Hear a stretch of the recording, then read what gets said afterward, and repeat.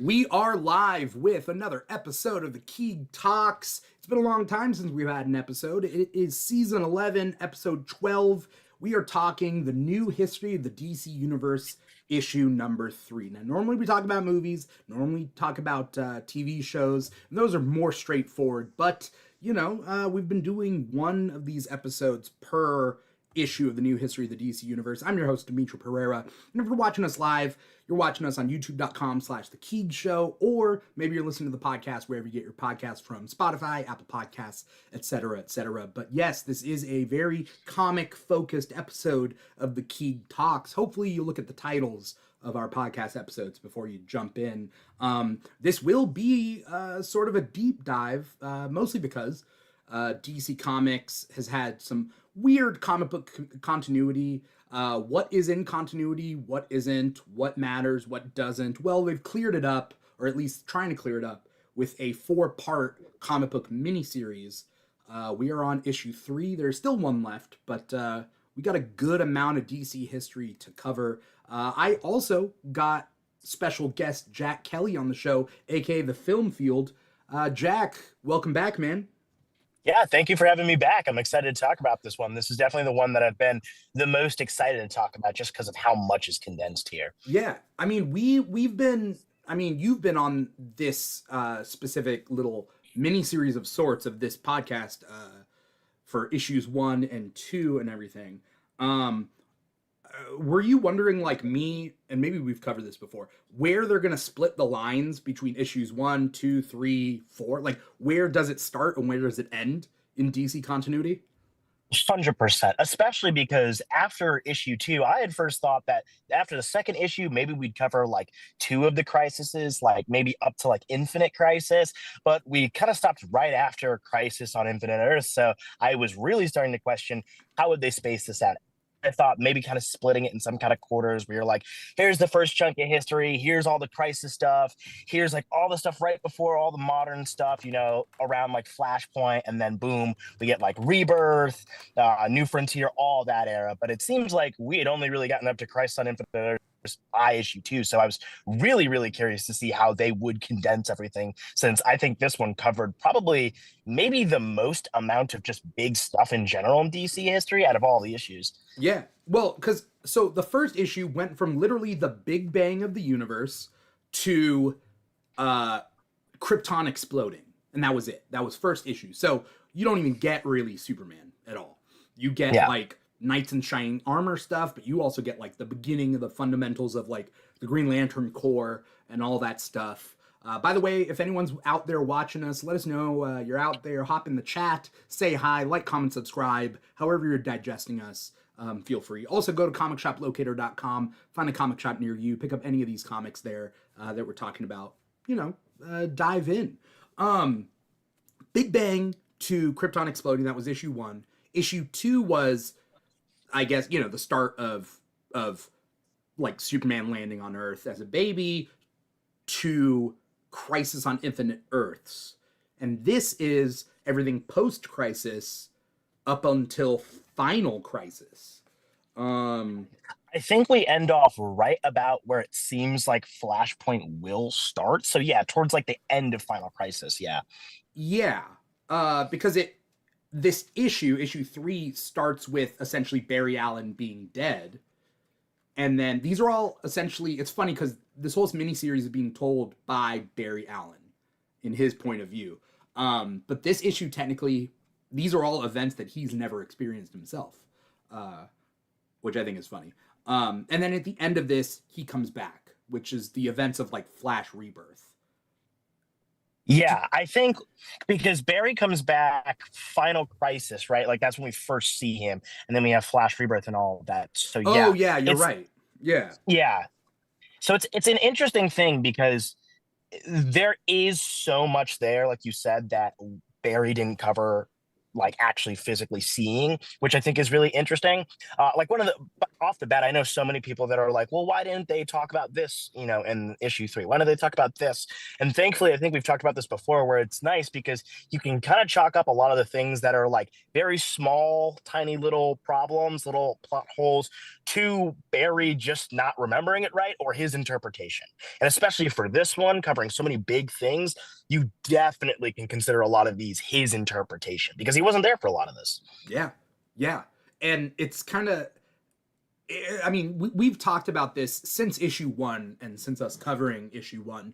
By the way, anyone, go back, whether you're on YouTube or podcast wise, you can go back and check out the previous episodes and kind of come along the ride with us. These are all written by Mark Waid. And I think that's very important.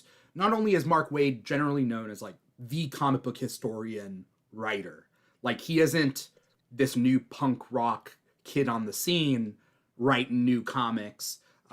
He's been around for decades. He knows DC Comics inside and out. But at the same time, he's supposed to be writing this timeline and not stepping on future writers' toes. Yeah, and I think he's done a good job of that so far, especially because the biggest thing that I feel, because I've heard from so many people who have talked about this series so far, and they're like, oh, I wish this was included. This wasn't. Not only do I think a lot of this is Barry's interpretation, and you can chalk up a lot of plot holes to that, but also I don't think just because something isn't mentioned, that doesn't mean it's not canon or gone, right? Like there isn't a big emphasis on the Hawk people or Hawk world, but I don't think that means that doesn't exist. It just means we're not going to cover all of that with this huge stretched out timeline and how much stuff's going on. So it's the kind of thing where it's like Wade's really not stepping on people's toes, and he also leaves room for you to be like, oh, well, you can actually probably say this happened during this time, or you could probably fill in some little events yourself without it feeling like he's retconning something huge. I think he's done a good job keeping those sandboxes open while also applying like solid retcons that have needed to be there. Right. Like, I mean, I'm very interested on your like specifics because here's the thing for anyone out there watching and or listening. Like, we're pretty plugged in on social media, so if the comic book community is on all sorts of platforms. I mean, I met Jack on TikTok, but obviously Reddit has a huge thing, right? And like, I guess Instagram too, and whatever. But wherever you're at, like, you can find people to talk about comics with. I'm curious about the specifics, but I just wanted to throw out like an example of kind of what we're talking about is like Roy Harper's daughter Leon.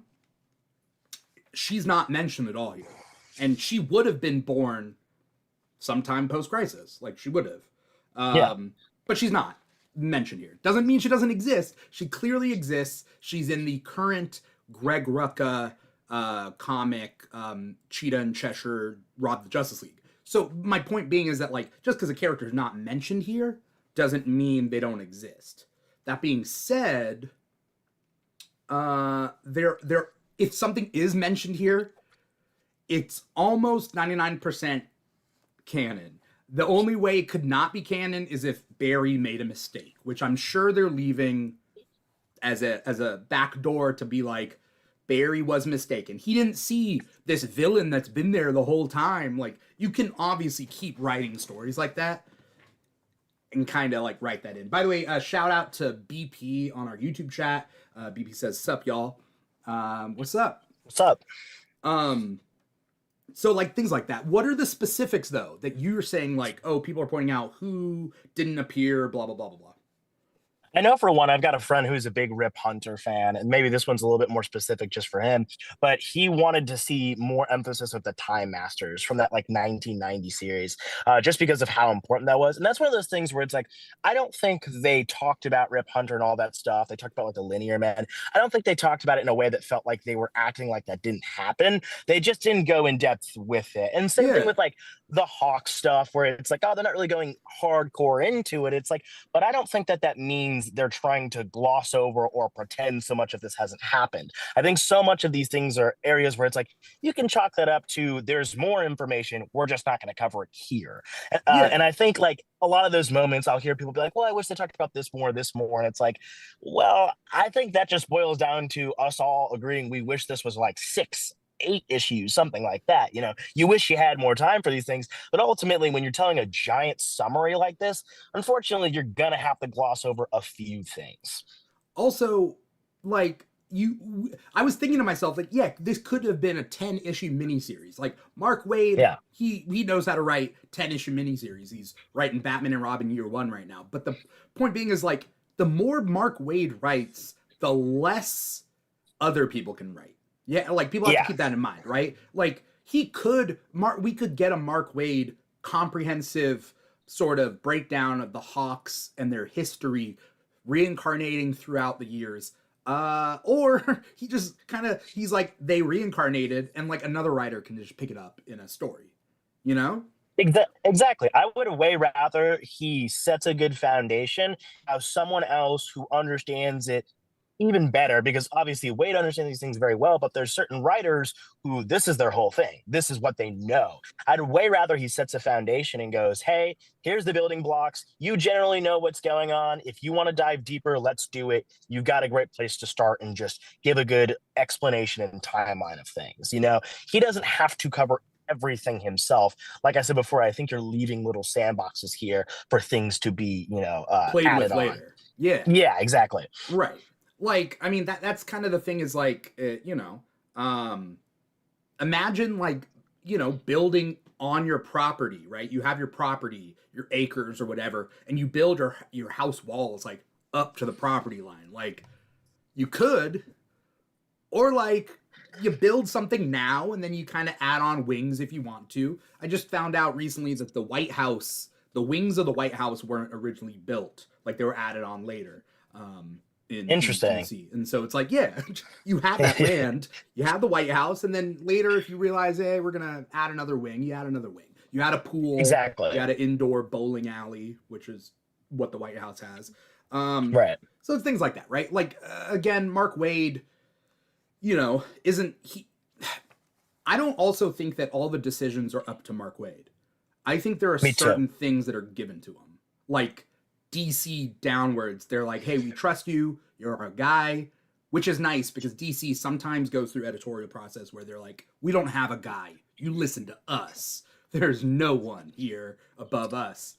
But I think like Mark Waid is like one of the top guys right here now. But like, I'm sure they said you cannot rewrite things. You're weaving things in, and you have to like if you're gonna write things, it has to make the weaving in part work.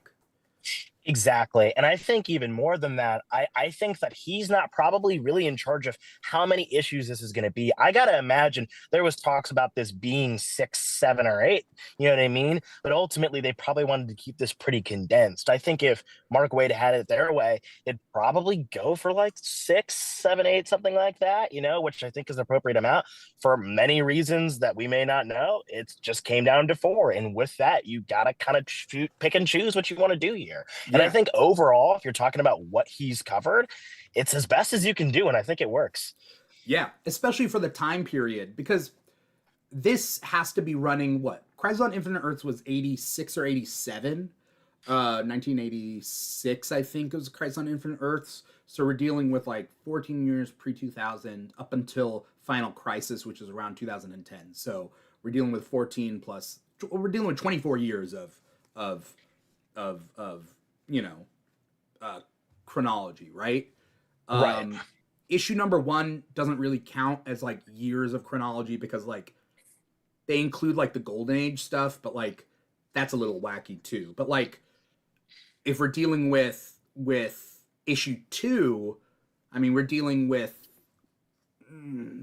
all of Superman's history. Let's just say it doesn't start with 1938, but like we're dealing with the 40s to the 80s. That's 40 years, right? Like you're still covering a lot of stuff. Yeah, and the thing is, like, because I've talked to so many people about this, and so many times, like we said, it's like, why wasn't this included? Why wasn't this? Not only is it like, hey, you pick and choose, but there's much stuff to cover that we're already seeing so many moments in these books where it's just blocks of like text and Yeah. so much going on that it's like I've already heard people complain like, hey, why didn't we focus on this that much? I'm like, if you really want to include all of it, you're really not going to get a lot of time to really sit with everything, right? So much of this, especially with, like you said, how much time we're covering, it's going to be a lot of picking and choosing. And that doesn't have to mean that the things that aren't chosen aren't canon, right? Right. I mean, just for the people out there, if you're watching us live, you can see the covers and you can see us talking, obviously. Not saying that, I'm much of a draw for watching this live, but, Jack is and the covers are. So, if you're watching us live, thank you so much. But I'm going to show it on my screen. Basically, we're showing like covers and interiors and stuff, but most of the book is like this. It's full original art woven together in kind of like a timeline tapestry. But at the end of the book, each of these issues, you get like footnote, like with not original art, but like art from the original comics. And that's all pieces of canon information that they didn't weave together in like a story sort of format throughout this whole thing. And so there is a lot of information here. I mean, we can start. Like, was there anything that like really stood out here? Because there's some things that I don't like. There's one thing. There's one big thing that I don't like. There is, and I don't want to start this episode on like something negative, but there's one big thing that I don't like. There's one big thing that I was like, oh shit, that makes sense now. I I get it now. Um, and then there's other things that are like, okay, cool, like given. It's a given. Yeah. There's a few I would say that stand out to me. I think one of the biggest is the milestone characters, right? All the emphasis on the milestone characters and saying that they vanished. That was something. I don't know about the whole just chucking up vanished thing. Not sure 100% how I feel about that, but that's fine ultimately. That stood out to me. Another thing that stood out to me is both John Kent and Damian Wayne's ages, because they kind of got described in a way that feels like they have a bit of a big age gap now. Like it seems like it's changed, right? And I'm not sure 100% how to feel about that. Yeah. That's the one that I'm like, I'm not sure. There's also and I mean, we'll circle back to everything that you just said. I also thought it was interesting the way they worked Supergirl back in, because Yes. in Mark Waid's World's Finest, Supergirl and Dick Grayson are roughly the same age, to the point where they went on a date and it didn't go well. Like they are dating age in World's Finest in the past. But then how do you get to Supergirl being young in the present? And like she is not Dick Grayson's age in the present. And so they work around that, and we'll get to that because I don't want to cut you off on this. Let's hit Milestone first. I mean, here's the thing about DC Comics is like, for people out there who don't know, like DC Comics, I mean, technically DC Comics is Detective Comics, which was a line of comics. It was just a series. Batman started there, but like Superman started in Action Comics, and this company could just as easily have been called AC Comics, right? Like, Yeah. it could have been. And the thing about DC is, unlike Marvel, DC over time, the gravity, I think, of like DC and corporate stuff, like all these like different comic book companies got merged in, which some of them get merged in where they're like, okay, now from this point on, they're introduced somehow, or they merge them in and they're like, they were always here to begin with, So like DC has a lot of different comic companies that have been merged in that weren't part of the DC universe before. Charlton Comics, which includes Peacemaker, Ted Cord Blue Beetle, Judah Master, Nightshade, that's those sort of characters. Captain Atom. But then you also have Milestone, which came out in the 90s, which was a different universe. And then they've been kind of on and off on what is considered that part. Then there's, I think, Wiz Comics, or is it Fawcett Comics? What was Captain Marvel, which is now... Was it Wiz Comics? I think. I thought it was Wiz Comics. Because it's Fawcett City, I know. So it's probably Wiz Comics. Captain Marvel was a Superman competitor. to the point where like Captain Marvel comics were outselling Superman comics. And I don't know if you know, even more so than Captain Marvel Jr. became a popular character in his own right. I don't know if you know this piece of information. Captain Marvel Jr., not even Captain Marvel, but Captain Marvel Jr. was Elvis Presley's favorite superhero. Really? That's why have you not noticed they have the same cape? Well, they did. I didn't think about that. Dude, That's so funny. it's Yeah. mind blowing. It's mind blowing. Supposedly, there's a issue of Captain Marvel Jr. on his desk in Graceland. Like that's why he has the collared cape with the rope. Right. That's Captain Marvel Jr.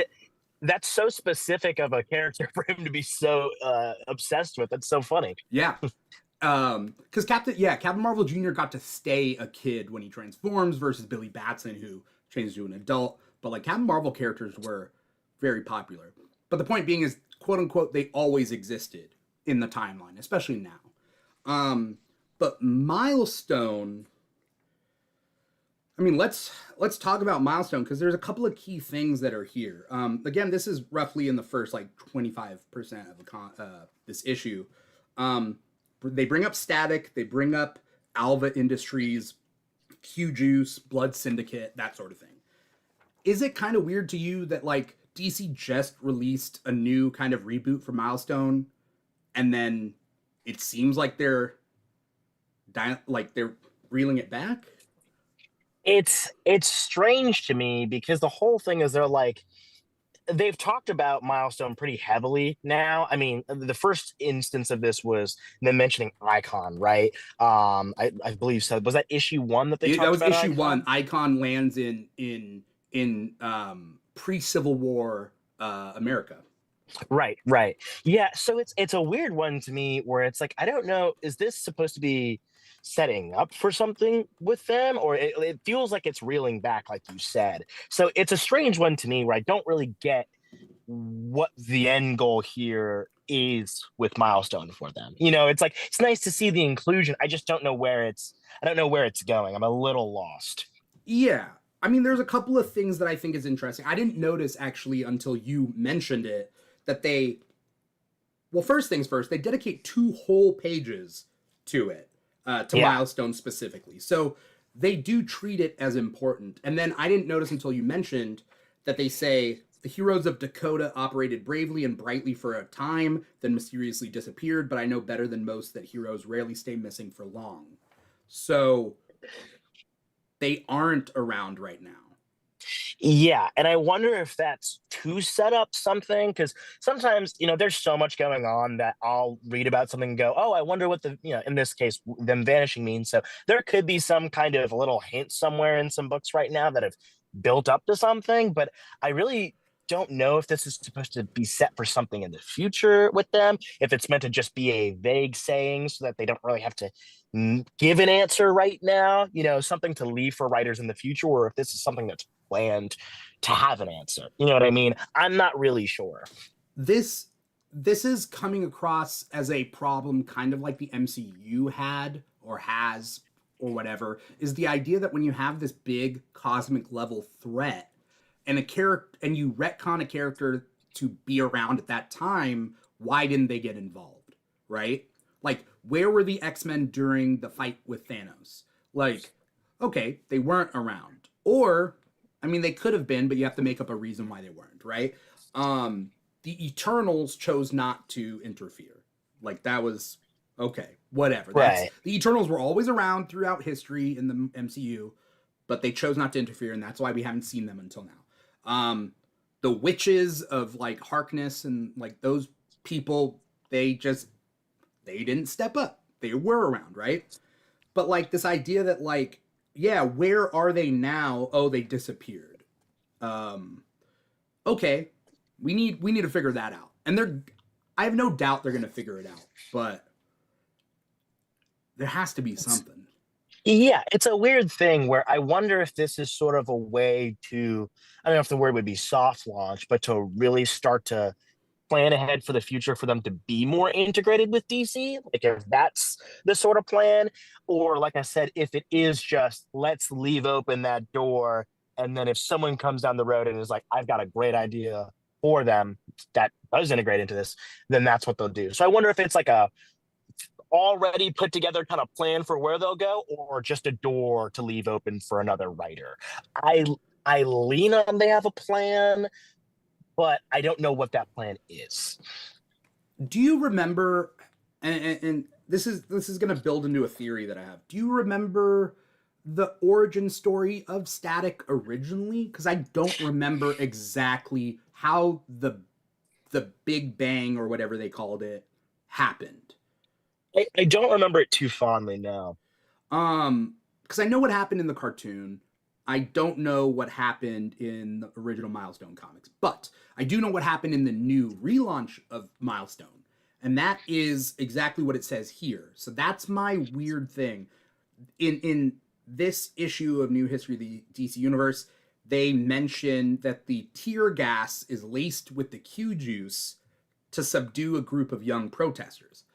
And that was something specific to this run, this recent run of Static, that they were, I believe, protesting police brutality. Like, Mhm. yeah, if you're gonna write Milestone, like that is what you would do. Sure. Yeah, right. I don't think that's how it was in the original comics. And I'm having to look that up right now, so don't worry, I'll find out an answer. But this one seems very specific to the new relaunch, which makes me think, are they treating the newest relaunch that came out like 3 years ago as DC continuity?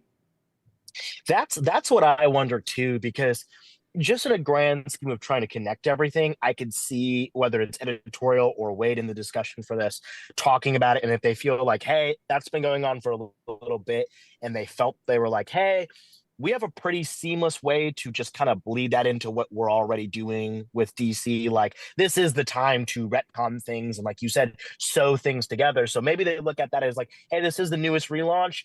We're pretty decently fresh into it 3 years. This could work as a nice way to bring them in and integrate them into DC, as opposed to maybe just trying to soft launch them on their own with a new book, in a few months or another year. So maybe it's that kind of thing where they're trying to put everything together. They know that Milestone has had this history with DC. You already have this relaunch that's gone on for 3 years. Maybe editorial and Wade and them are talking and saying, hey, that kind of fits into this puzzle pretty well. Why don't we just do it? This might be the best way to do it by letting you know what Static's origin is, making sure it connects, with that relaunch. Yeah. The only concern is that with the couple books that they did, they explicitly show that it's not the DC universe. Not with Static, but with the Icon book. The Icon and Rocket book specifically makes it so that the quote unquote like Martian Manhunter is like a different type of being, and they show that like a baby comes from Krypton and the government kills the baby. Like they show that Mhm. like things are like it's kind of a like an alternate universe sort of situation, right? And so part of it's like, okay, maybe they're just gonna pick and choose. Maybe they're just folding it in. Maybe Static is the only thing that stays in continuity. And like there were a couple other spin-offs, but like I feel like Static was the only big seller, like comic wise.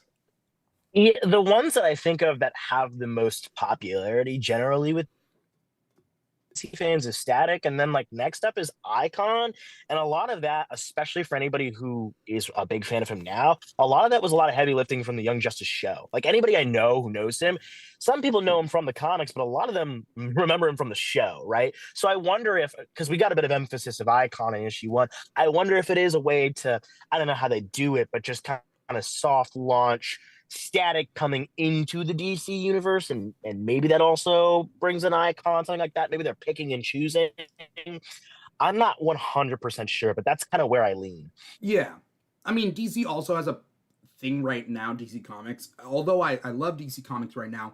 By the way, anyone out there watching, shout out. Let me know what you guys are reading from DC Comics, or who your favorite hero is, or moment in time of DC chronology.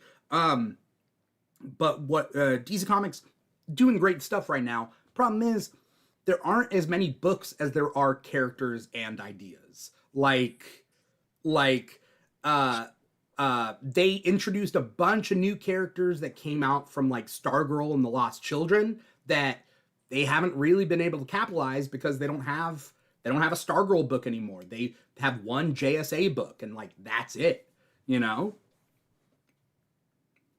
Yeah, I've said for a while that I feel like there needs to be more of a branching of not necessarily solo books about certain solo characters, but just something in the realm of a decent book that we different corners of all these characters, like you said, like all Lost Children characters, even things like some kind of like new version of the Justice League International. Maybe use that to explore a few of those lesser known characters or characters that people want to see. Used to give them a solo book or something of sorts, like a kind of deal again. Or like that's why I love when they brought out Justice League Dark and Justice League Odyssey. I was like, that's a great way to bring in more characters. Doesn't even have to be about a team book necessarily, just a way to give more of a lesser known character an audience, or characters that aren't really doing anything right now, just something to do. So the hyper specific Batman books right now, which are great, but just broaden the horizon a little bit so so it's like Justice League or something. They'll bring in a character like Firestorm, someone I really love. He'll always show up so ending where it'll be like, we've been heard from you in like Hold casually that thought, around. Jack. It's like Hold we that just have thought. like a little book. Hold that thought. Mhm. Your internet's getting a little spotty, your connection. Oh, whoops. Let me see here. I don't know if your Let me know phone. if it's better now. Well, we'll test it out. We'll see. Yeah. If you're able to hear me, Yeah. the thing with the thing with Firestorm is that Firestorm was always a character that it felt like he'd pop in and pop out, and that's one characters where it's like I don't even need him to get a solo book. Just give him something to do and something to be. What's going on? A lot of these characters, it feels like they randomly pop up and we pretend like they've been there when they really Yeah. haven't. Your internet is still, or your reception or whatever. I don't know if your phone is trying to log in on Wi-Fi or if you want to take off your phone from Wi-Fi, depending on what's stronger, your phone or your cell reception. Let's see here. Let me see if I can fix that here. Okay. Let me know if this is better. I just turned off my Wi-Fi. Hopefully that should have fixed that up there. I can hear you now if it's looking a little bit more clear. Yeah, I mean your image is not great, but like your audio is through has a through line, so that's good. Um, Okay, yes, good. yeah. So like you were saying is that a character like Firestorm has a rich history, but doesn't necessarily need to be like a solo series. But you need to know that he exists because yeah, you're right. Like I don't personally know who is Firestorm now? Is it Ronnie Raymond? Is it Jason Roosh? Is Martin Stein part of it all? Like I don't know. And maybe that was talked about recently in a book that I haven't read, but at the trying to figure that out. Here's what I think. Just a side thought is that like you get more bang for your buck character wise with team books, but like you can only have so many team books, right? Yeah. But that's why like Justice League Unlimited has a huge cast right now, and it allows certain characters to shine. Like there's that one character. Have you seen that werewolf Ghost Rider looking guy? Yes, I have. Yes. I don't know his name, but like I know nothing Me about him neither. other than he looks cool, right? And I can imagine Yeah. like new readers, young readers looking at that and being like, "Who is that guy?" And you're like, "Well, there's only 5 issues he's been in, but like, go nuts," you know? Yeah. I'm the same way because I've seen that character everywhere, but I keep wondering. I've seen nobody describe who this person is. It'll be like, Yep. new look at this guy, and I'm like, I have no idea who this is, and Yeah. everyone else doesn't either because no one knows where he showed up from. Yeah, I feel like it's kind of funny. It's like DC telling Marvel like they're like, "Hey, you're not using Ghost Rider or Werewolf by Night right now. All right, we're gonna combine them and we're gonna use them in our comic." We'll have both of them. Yeah. Yeah, um, yeah. So like, I also have an idea of like DC has like different corners of the DC universe. I think it would be cool if DC came up with logos for the different like corners, like if they did a DC Magic logo that was on a book, so any anybody who was a fan of like the magical stuff could look at the cover and be like, this is a DC Magic book. Zatanna, Constantine, Shadow Pact, Justice League Dark, like whatever, right? Like Yeah. it's this brand. Or like if they had a couple of different Titans related series, you have a T logo on a couple of different series. And it kind of like leads like, people to the right thing. Oh yeah, 100%. Because I think that a big thing I want DC to kind of bring back, and I don't think they've been lacking at this. It's just I want to see more of an emphasis of it. Is the emphasis on a brand, right? Like show off that this is the younger side of the DC heroes. Like you already have so many corners of the DC universe. Why not emphasize that brand? Like you said, show people already can generally say in their head. If you told somebody the magic side of DC, they'd think of something in their head. Maybe it's Constantine, Zatanna, Swamp Thing. People generally categorize these things anyways if you tell them. If you're talking about the cosmic side of DC, you're thinking, oh, space stuff, like, oh, Green Lanterns, oh, if I know them well, oh, the Hawk World stuff. You generally know what people are talking about. You say street level, people immediately know. They know exactly what they're thinking of. So people already have this in their head. You might as well capitalize it so that there's this sort of categorization of everything that really like it elevates everything. If you go, oh, I want to get more into the magic side of DC, well, take a look at everything that's there, see what you like. Maybe you have this entire specifically laid out way of showing it to somebody. Oh, here's the cosmic stuff. Oh, here's the, all the future timeline stuff, Legion stuff, everything in that category. It's just a nice way to brand everything and make it feel truly like it's an aspect of DC you can dive into without being like, hey, can I get a reading list for these 8 different things? Or hey, is this guy considered a magic character? Hey, what about this guy? You just know there's a brand to it. There's a logo, like you said. Yeah, yeah.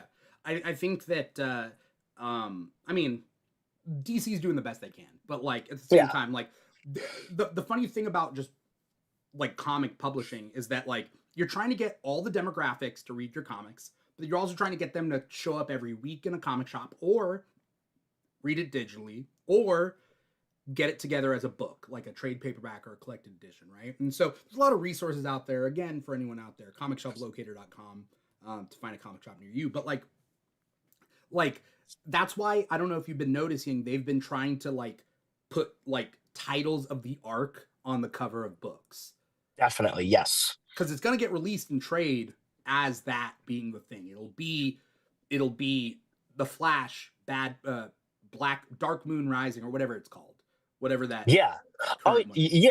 Yeah, and I like that they've been doing this because, I've been trying to get my girlfriend into a lot of Green Lantern comics. And so we were looking around and I'm going through all of the recent Jeremy Adams stuff. And at first it caught me off guard because I didn't really remember the names of the arcs off the top of my head. So I'm looking at some of these and it's like Back in Action. I was like, well, what is that? And I'm looking at it, I'm like, oh, they're actually giving these titles. That's so helpful. And so now my girlfriend knows exactly where to look for stuff and she knows specifically what she's looking at. It's not like, hey, what arc, what issues is this arc? It's not, it's like a very specific arc with a very specific storyline with a specific name. And it's been so much more helpful for not only just her getting into it, but helping other people I know who want to get into comics find stuff for themselves. That's the problem, right? Like, and the goal of this show and the goal of the many shows that we do and the goal of like just being on TikTok and being part of the comic community is like helping each other find different things and like spreading the love and like kind of guidance, right?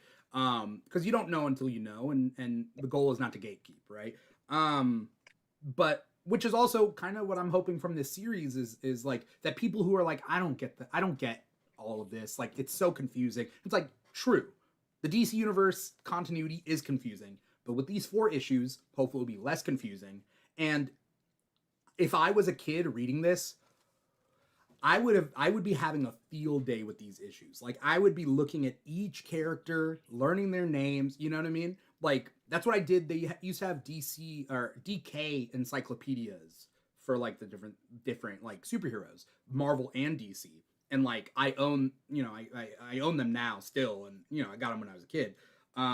They helped me understand these characters even though I wasn't reading comics. So, Yeah. shout out to Yeah. this series. Milestone is something we talked about. Let's talk about John and Damian because I will say one of the new things that they mention is when John Kent is born. John Kent is born during 52. Mm-hmm. as in there's a year of DC continuity, like in their timeline, that Batman, Superman, and Wonder Woman step away from the public eye and they go off. This is post Infinite Crisis. They go off to better themselves, do their own thing, work on their craft, that sort of thing. So, and then a lot of other heroes step up during that time. And that is when, in secret, and it says, in secret, Superman and Lois Lane give birth to their son, Jonathan Samuel Kent. Yeah, it's a weird one because it creates this weird age gap for both him and Damien.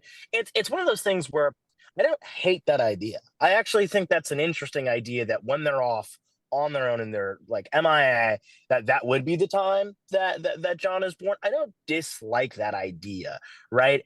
It just it complicates things a little bit where I'm like, well, no, this makes it a little bit messy in terms of the Damien and John dynamic and their age difference because I think this puts them at a weird spot now in terms of I think John will be quite younger, right? Yes, and also even more so, because I'll tell you one thing. The big thing that I don't like, and this is something I mentioned at the start of this episode, I don't like the idea of Damien being hyper aged. I don't like the Mm-hmm. idea of Damien being artificially aged, and they mention it a couple of times, but at the very least, they do mention that he's a product of love. Because Yes. originally in the 70s, it was 70s or 80s, it was called Son of the Demon. There was a Son of the Demon Batman story where Batman and Talia sleep together, and then at the end in like the epilogue, she has a baby that she like rushes away. And that's like cut to 30 years later, they're like, let's capitalize on this. This is the baby. But then when they were doing it, then they like wrote it in that he's not a product of love. He was a test tube baby. And well, there's two things. One is there was one storyline where Talia drugged Bruce to extract his seed. Yeah. So not good. Not good at all. And that was like around the time where DC's like, oh yeah, Batman doesn't have sex. He doesn't do that. Like, Yeah.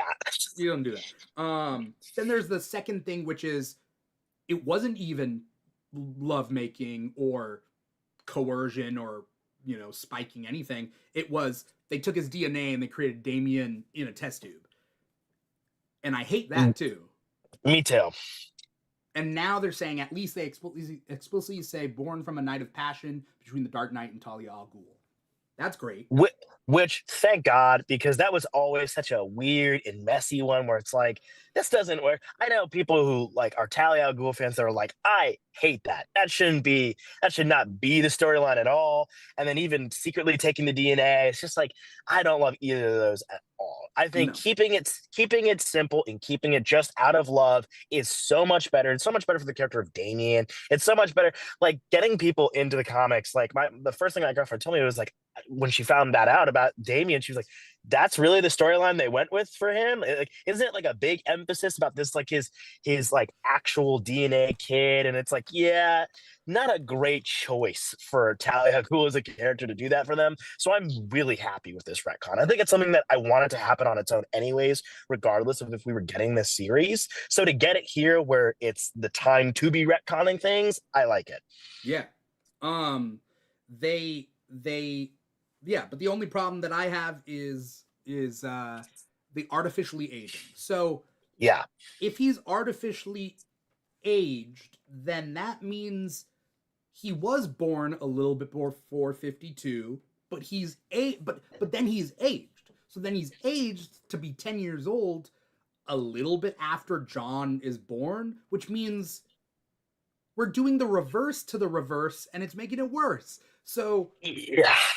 he's 10, let's just say he's 10 when John is 1. So he's 9 years older, Yeah. but then John goes away and he hyper ages out in space.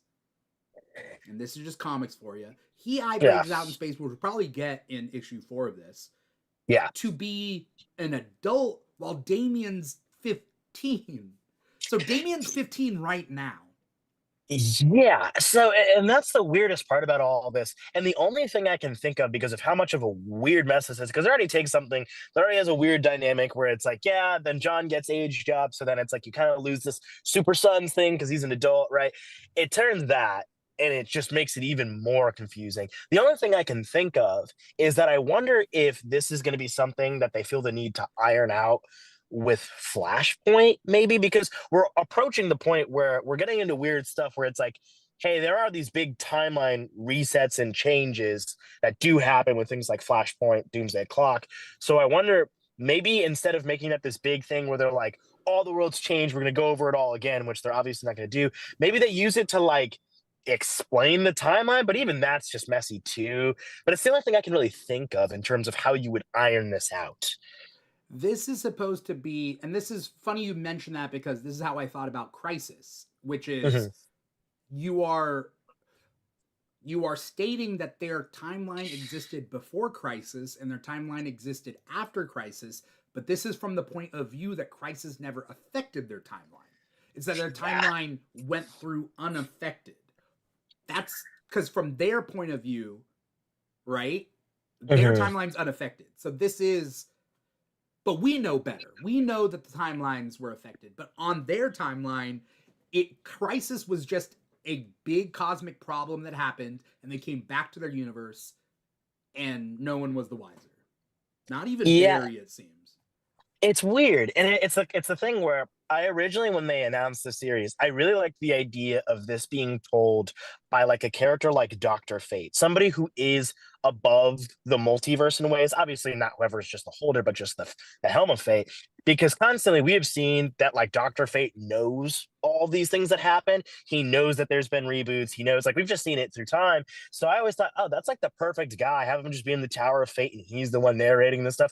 Maybe he's talking about it with somebody who wouldn't know the wiser, right? Get somebody who is above it so that you don't have to be like, well, aren't you affected by this, this, and that? Because it's somebody who just knows the stuff. They're cosmically, like, they get it, right? But having Barry do it, as fun as that is, it leaves those questions where you're like, is he just somebody that's really knowledgeable about it because of characters who do know all about this stuff?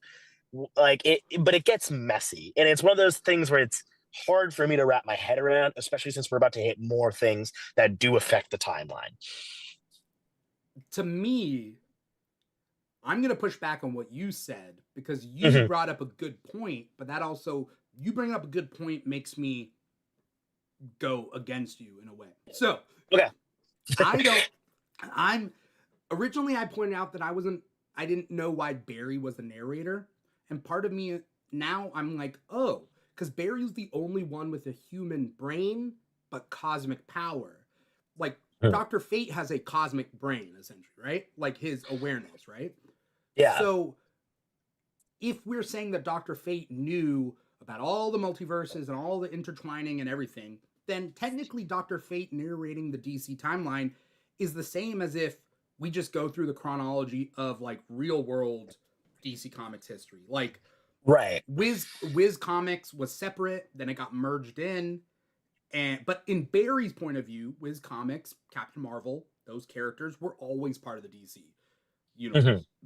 So essentially, in a cosmic awareness sort of way, the DC multiverse is what we know it in our world. Like, that's exactly what happened. Superman didn't have flight to begin with.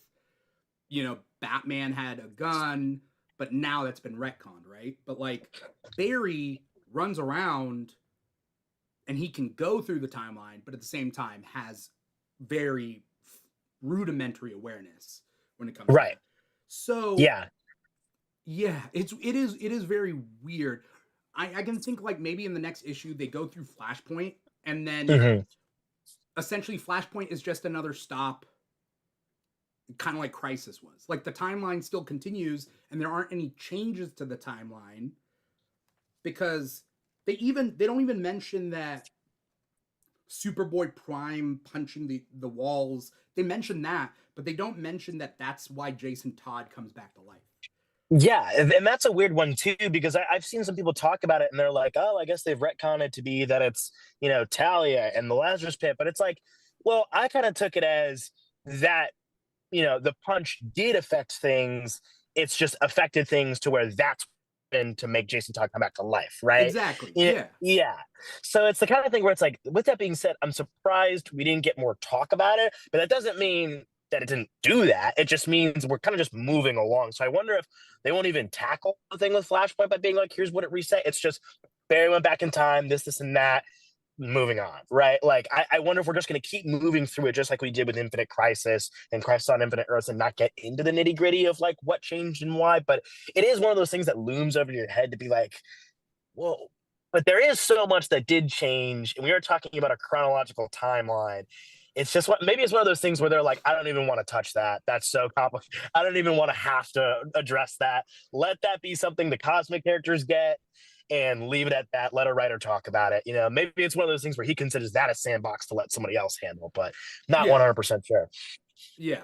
I mean, yeah, I mean, if we're taking it back to Damien and John, I don't know. I don't know how it worked. Grant Morrison, is his run after Infinite Crisis? It's after Infinite Crisis, yeah, because it's happening around the time of Final Crisis. So yeah, it's around the time of Final Crisis because Final Crisis plays a huge part for Morrison's Batman character And arc. yeah, but so Batman and Son is 2006 Mhm. and Infinite Crisis. By the way, Infinite Crisis is my favorite crossover. Like it's I love Infinite Crisis. yeah. It's awesome. You're right. So Infinite Crisis is 2005 to 2006 because Mhm. what's leading up to it? Oh, because of Crisis of Conscience, which is the JLA stuff. It's all the identity crisis. Mhm. It's Batman getting paranoid. It's Sasha Bordeaux, Checkmate. Right. That's leading us into Infinite Crisis, and then Brother I, and then Grant Morrison comes around and sets up Damien. That's right, because Damien's not in Infinite Crisis. That's so weird. Yeah, I know. Huh. Um, but I just don't get how the age works. They don't bring up Super Sons, but and I'll show the covers here. If you look at the covers for issue number 4, one of the covers has John Kent in a Super Sons, like kid John Kent. Yeah. Um, and they're covering like Joe Mullen, Green Lantern. They're covering like Rebirth. So the point being is like they have to explain it in issue 4, like why is Damien and John the same age then? Yeah, that's the thing. I wonder if this is just going to be opening the door for another explanation that we don't know about that they want to add in here so that I wonder if some decision was made where they ultimately decided, hey, we want John to be born during 52. And for It's whatever reason, maybe it's the that only be, time. Maybe it's the only yeah. time we don't see Superman and Lois, and it's the only time that could possibly make sense. And then from there on, maybe they just decide you come up with a reason or some kind of explanation in issue 4 as to what levels them to be the same age. And whatever that may be, that's what they'll go with. Which, sure, if that's the way to go, I guess I'm fine with it. It's just a bit complicated. And I guess if I had to think of the reason why, it just must come down to them really wanting Dawn to be born during 52 for whatever reason. I mean, it fits, I get it. So maybe that's just the rationale. It's just we need it to be set here. You figure out a reason why these numbers add up. I Yeah, just don't know. yeah, it has to be 52 related. It has to be just because that's the only place they can hide a pregnant Lois in the timeline, in the Yeah. and that sort of thing. My only thought maybe in issue 4 is that they're bringing in the hyper aging, but they're making Mhm. him stay the same age. Like Yeah. maybe he gets like one of those Connor Kent, Connell had like stunted age for a little bit, and I think that was solved later. I could be mixing up the comics with the Young Justice TV show, but I think Connor had stunted age because he was a clone, and so the Mhm. idea like maybe Damien stays 10 for like 5 years, like That could be the case. Yeah, that could be the case, honestly. because maybe because here's the thing. The only thing we know for certain is he appears when he's 10 and he's 15 now. Yeah. And maybe the DC universe is like, we can't have only 5 years in between 52 essentially and now. Yeah, I think that could be the case. It's just one of those weird situations where it's like like we said, it has to be that they wanted to establish this in 52, but it just leaves so many weird things where it's like, are you sure you want to do all this jumping through hoops just to get these guys to be the same age? But that's the only thing I can think of is that that's why. But that could be the case. I can see an age stunting thing. I guess the question will be, why is that the case? Why? What exactly happens? What is the reason? But I can Yeah, see them doing it. It just, man, it overcomplicates things. it does, but I think it's the only way they can have it is that Lois needs to have the baby. Like that's the only Yeah. like it has to be the only reason. Like it's the It's only it's thing. got to be, like you said, like there's maybe certain editorial things where they're like, hey, we want this to be set, and maybe this just happened to be one of those things where they talked about it, and maybe there was something there where they said, hey, we need a concrete point where he was born. This just fits. Like it's when they're away. If you had to establish at any point, this should be the point, and then from there they're like, whatever domino effect happens from there, you just fix it. I can see that being the case. And maybe Wade's just trying to find a funky way to explain it. Because Wade's always done weird stuff with, time related things, whether it's just like, not aging, time travel, all that kind of stuff. So I could see some wonky reason as to why they end up the same age. And like you said, they're on the cover. So there's clearly going to be an emphasis on Super Sun specifically. Yeah. Because they're, I mean, they are essentially bringing up everything Flashpoint onwards, right? Right. That's a long, I mean, that's 15 years of continuity. And I wouldn't be surprised because this is what Mark Waid did in the life story of the Flash book that he did, where Yeah. he shows the future and hints at future stuff. And Yeah. so I wouldn't be surprised if he drops major Easter eggs and foreshadowing in the final issue. There's also maybe, and I just came up with it, maybe there's something that happens during. Okay, so in actual comic continuity in our time, like the Superman and Lois that give birth to John isn't the new 52 Superman.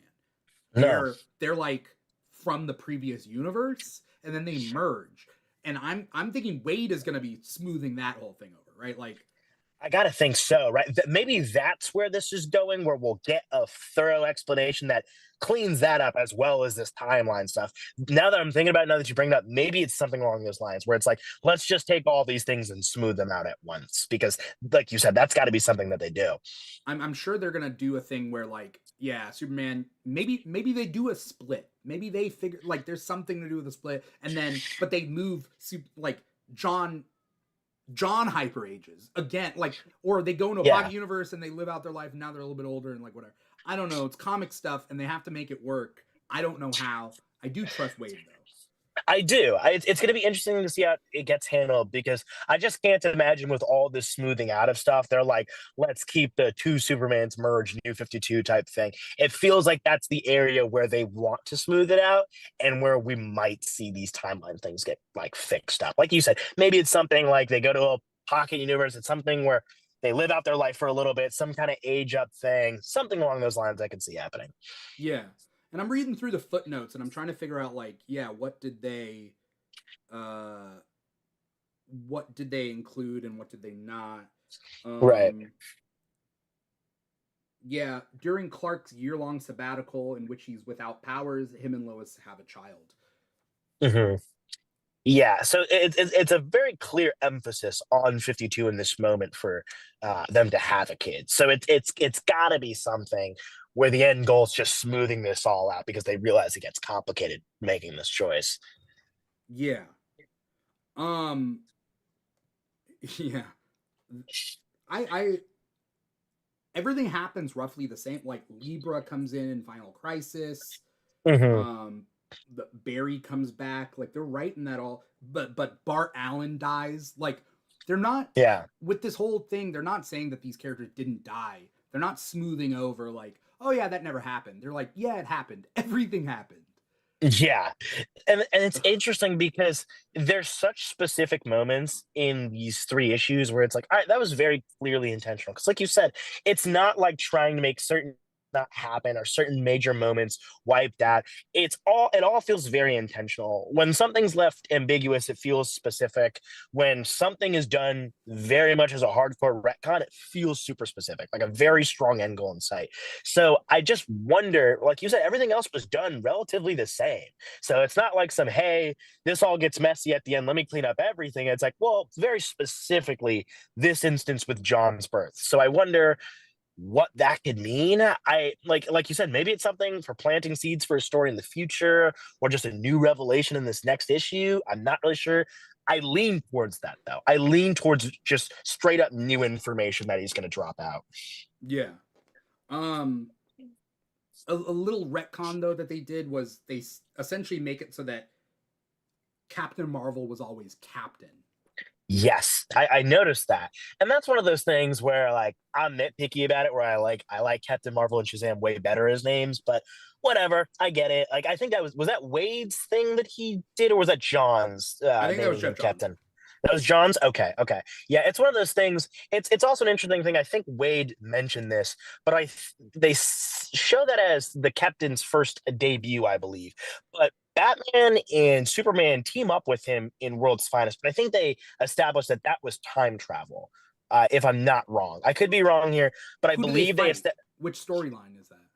It's during World's Finest. I'm blanking on who they fought, but it was before the moment they're showing him debut here. But I do believe someone said that Wade said that that was time travel. That was Billy time traveling, which makes sense. Like I think that's fine. That's why I always say Wade always has like a little bit of a weird, time travel or time stopping kind of thing going on for explanation. So maybe that's how he ends up explaining the John Kent stuff. But that's relatively what I've heard in terms of like the World's Finest Captain debut stuff. So maybe it's up to time travel. I mean, we brought it up on a previous episode how with time travel, like Hippolyta is the Wonder Woman of the Justice Society, where it's like, was Right. that necessary? All right, whatever. It is Yeah. what it is. It's usually like I hate to call it a cop out, but it's the easiest choice that you can smooth in. Where it's like that's complicated, that's time travel. You know what I mean? Because Yeah. you can take it. You're like that makes sense. I don't love that as the explanation every time, but it works, I guess. But what about Black Canary's mom? Like That yeah, Black Canary's mom also was in the Justice Society, but like she's not that old. right. Not Stuff like that that. old. She is old, but she's not that old. No, not that at all. So stuff like that still, I don't know. Still trying to, figure that out. But they do go over Barbara dying, then or Barbara getting shot, Barbara Gordon getting shot, then Jason Todd dying, then Yeah. Huntress, then Tim Drake. And they go through it pretty quickly, but like that's the order. Okay. Yeah. It works for just kind of hitting the most important things within that era. So I like that. Yeah. One thing that I wanted to bring up is Supergirl. So they mention that Supergirl. So the quote is no amount of darkness could overshadow the joy of seeing Supergirl return to life. Resurrected and manipulated by Darkseid, once free of his control, Kara shone again as a beacon of goodness and hope. So they do reference with the picture, the reference from Superman, Batman, the Return of Supergirl, or whatever, like that Yeah. second volume, and Darkseid, and like I mean, they did a cartoon movie on it, right? Like that whole Yeah. storyline. They're like, oh, that part is true, and it's the same Supergirl that died in Crisis. Which is super interesting. I'm curious what you think of that because I like that. I It's the kind of thing where I don't know how much I love Darkseid being the emphasis of her coming back, but I like it overall. I think if you had to bring her back and give like a true explanation, tying that in with that story is cool. It's just not my favorite thing, but I mean, in terms of trying to weave everything together, it works. It comes back to again, like I see where he's placing the building blocks. I see the way he's trying to tell this. So it's interesting. It's a very interesting choice because I was wondering how they were going to handle Kara coming back and making that into the dark side story is interesting. Yeah, because again, in World's Finest, we see that Supergirl was around in the beginning of Superman's career. So we're like, Yeah. well, how does that work if she's only a couple years younger than him? But it turns out she dies and then gets resurrected later, right? And so Right. that's kind of how Wade and DC can have the best of both worlds, where every death matters and every rebirth matters because people get resurrected, and that's how it and works. and that's the thing I think I like the most out of it is it at least does something where, I don't always love whenever a character coming back is just like universe rebooted, right? Even with Jason Todd, Superboy Prime punches it, but like we see the explanation in narrative as to why it happens, which is Talia and all this stuff. So I at least like that it's like, oh, she dies, but she comes back with this specific doom and gloom. Here's Darkseid bringing her back from the dead kind of thing, and it's like I like that. I think that that works if you're going to tell the story of Supergirl dying in Crisis, and someone asks, "Well, what happens afterwards?" I think that that works narratively, at least for me. I feel like they are kind of teeing it up to do a mini series or something, talking about, or even a story arc in Supergirl's ongoing series, being like, "Hey, weren't you like daughter of Darkseid for a little bit?" And she's like, "Okay, here's the story." And maybe it's a one-off, like jokey sort of like, first I was alive, then I was older than Superman, then I was younger than Superman, then I died, then I came back to life, and now I'm here. Get used to it, whatever. Like, I'm sure they can explore that stuff. It's 100% going to be mentioned. I gotta think so, at least sometime in the future, because it's the kind of thing that feels like you want to really like sew that in with just a couple of quick mentions, whether or not it's like in a book she's got or something, just somebody passively saying it so we all get the picture of like that's what happened to her, she died, came back, all that weird stuff she's aware of. Yeah. Um, I was like, okay, I'm cool with it. That Yeah, that interesting choice, but I like it. yeah. Um, uh, and then I mean, the last couple issues are about the Sinestro Corps, then the emotional spectrum, then Mm-hmm. Blackest Night happens, then Final Crisis happens. Batman shoots Darkseid with a gun. Um, it does mention that it is important that like he broke his no gun rule. and Um, I and I love that because I think a lot. I always get so frustrated when people will talk about Batman killing and they bring up that panel and they're like, "Well, here's him killing him," but it's like that whole situation. The entire buildup of Morrison's Batman is almost like this moment is like the death of Batman. You know what I mean? And him firing that gun is not only he knows he's going to die by Darkseid in the situation, but it's also the death of Batman as an idea because he's killing it by breaking that rule. And he has to because this is the ultimate force of evil. This is the last frontier for Batman here. And in that, Batman dies. Like it's a lot of this great stuff that I love that Morrison does. And I like that they emphasize how important it is that he breaks his rule here. Because some people talk about it and they'll be like, oh, well, Batman doesn't kill. Well, here's this moment. But it's like, that's the moment. That's the moment. And the importance of that moment is the fact that he doesn't kill. The importance of that moment is how big it is that he breaks the rule of shooting and breaking the rule of using a gun. How important that is to the character. So I like the emphasis there. yeah, I mean, I, you're bringing up really good points, and it brings up something in my head that I haven't thought about is the idea that if that's considered the death of Batman, um, then what happens right after is two stories. One is Battle for the Cowl, and one is what was it called? The Batman Lost in Time one. What was it called? Yeah, Lost in Time. It was I called think something. I think it was called. Oh my god, I was just reading the Was it title like the like death earlier. and the rebirth of Batman or something like that, Was it Batman R.I.P. as I think or was Batman R.I.P. the Grant Morrison? it was that was I think it was Lost in Time. If I might be wrong, but I think it was Lost in Time. The Um, Return of Bruce Wayne. Return of Bruce Wayne. That's what it was. The Return of Bruce Wayne, I think, is what it was. Yeah. So that's him traveling through time and doing these like things. So I imagine both miniseries. Battle for the Cowl is about Batman, his inspiration of the next generation, and then Return of Bruce Wayne is about him re-inspiring himself.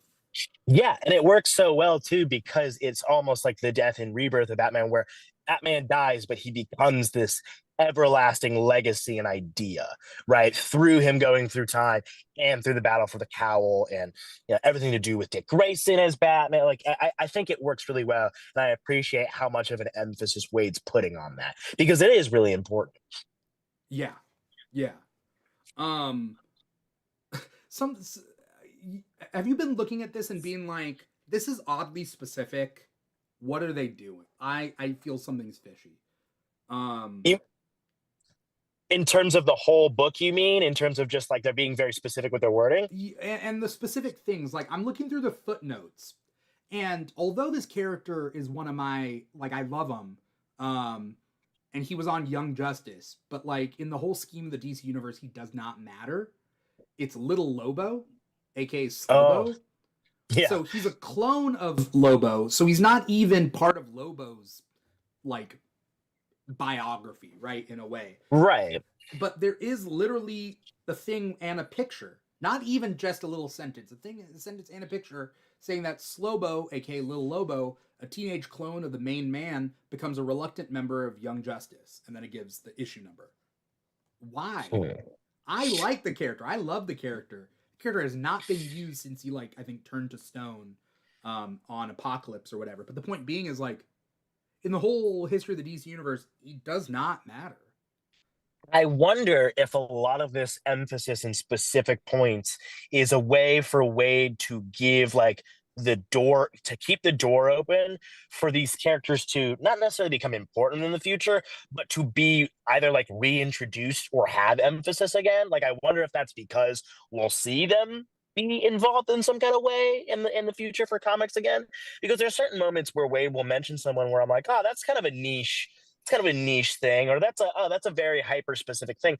I wonder if it's because he wants this to be fresh in readers' heads for this to be something of emphasis. Like maybe we're going to see Slobo be something that shows up in a future Superman book. Maybe we're going to see a reintroduction and they want that to be important. I don't know. But that's kind of where my brain goes to, where it feels like that specific intention means either you have plans for that character or they will be reintroduced or we'll see them show up again very, very soon. But I'm not 100% sure, but that's where my brain goes. Yeah. Yeah. Because I don't. that's Yeah. super specific, you know? Again, and it's not even like they also bring up Secret being a member of the Young Justice team, and like Secret matters more to the story of Young Justice than Little Lobo does because Secret brings it. Have you read Young Justice, the original? A little bit of it. So I know of Secret, yeah. I love it because it was all my favorite like teen heroes back when I was a teenager, and so when I read it, I was like, oh, Tim Drake, Cassie, like they're all my age. So Yeah. and now I'm old and like they're still young, but okay, fine. That's comics for you. Yeah. But like Secret is a ghost. She's like a ghost girl and she has like other powers. And then it turns out like her brother killed her and her brother was a villain that they is there an episode of Young Justice for There her is. and Harm? There is one. Yeah, they gave them like a one episode introduction. Yeah, and they introduced the brother as well. Yeah. And Yeah. so in the comics, you don't even know she's related to that supervillain until like way later. Mhm. And his name is Harm. And anyway, point being is like they do write in the footnotes that she exists and blah blah blah. Okay, cool. But also like Little Lobo doesn't really matter. And Yeah, that's me talking as someone who's cosplayed as not Lobo but Little Lobo. Like I nice. did that cosplay and I love him, but he doesn't matter. It's not Lobo, you know? It's Little Lobo. I wonder, like I said, it feels to me the soft launch is the wrong word, but just like a way to give the readers a fresh look so that they know that this is someone that's going to be reintroduced. Kind of in the way that like it's not the best comparison, but it's the first thing my brain goes to is like obviously like the Lost Children kind of thing where it's like we know these characters are going to be now debuting, right? It's that kind of thing where it's like we're clearly making an emphasis on characters that are going to have roles going forward. It's that, but these characters have already existed, right? You know what I mean? They've been in history. Maybe it's a way to be like, now you know who Slobo is. Get ready because we have something upcoming with him. Maybe it's a small little thing, but something of the sorts, because I can't imagine any other reason you'd make such an emphasis unless you wanted that to be fresh in readers' heads for a storyline. You know what I mean? I came up I think I figured it out. Something just Okay. dawned on me. And it's kind of sad. Okay. Young Justice was written by Peter David. Peter Mm-hmm. David just passed away. I think this is Wade and or DC editorial being like, these are the characters he created. Like that's an original creation, and That could be it. that it cements it. You cannot write over the fact that Little Lobo existed. He existed. Peter David came up with it. R.I.P. Peter David. Like maybe that's what it is. I think that could be it because I'm thinking of the way that this entire history of the DC universe series has gone. If you were to give like a love letter or like an appreciation to the writer, the way you'd want to do it is by stamping what they've done for something like this. Yeah. So you'd probably go there at it being like, who's the characters that they created? That's stamped in. This is who they are. This is their debut. This is the appreciation. This is the rest in peace. This is the love letter. Keeping it in stone, you can't change it. This would be the way, right? Like if an important writer passed away, I think you'd see their characters emphasized through the big DC history timeline story, Yeah. right? So it that now that I'm thinking about it, yeah, that makes the most sense, honestly. That's the way you would show appreciation to him. Yeah. I mean, same goes with Michael Turner, artist on the Supergirl, the Return of Supergirl comic, Right. because they literally homage his art with that Yeah. part, right? Like That's that's right. them Yeah. being like, no, the work that you did. Maybe I'm giving them too much credit, or maybe I'm like, oh yeah, no, this is how they show their appreciation. This is, I mean, it's like the work that you did will not be erased out of continuity with Yeah. this new thing, you know?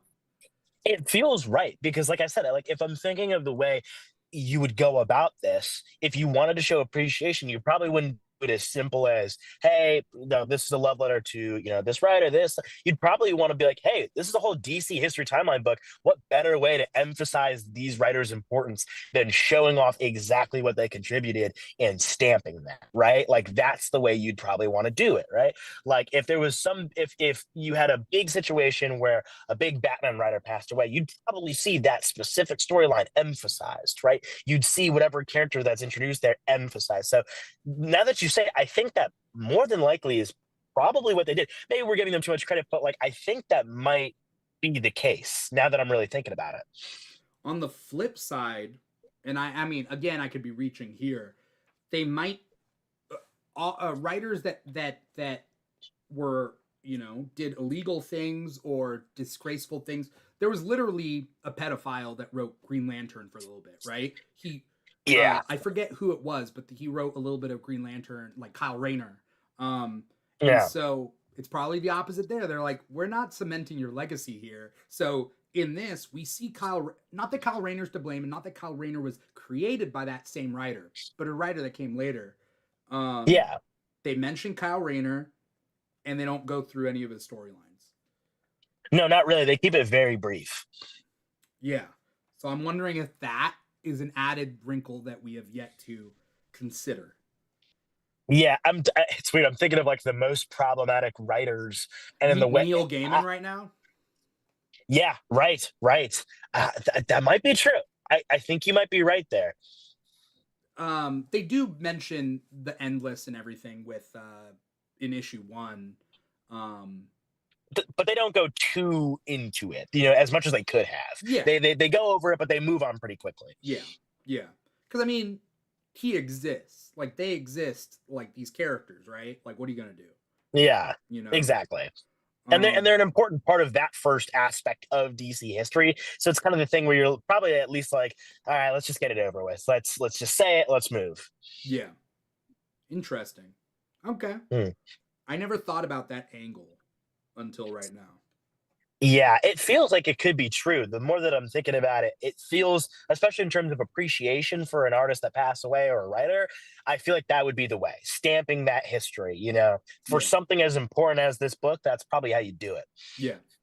Was there, I mean, as we wrap this up, was there something you wanted that took place in this time period that you wanted to be talked more about?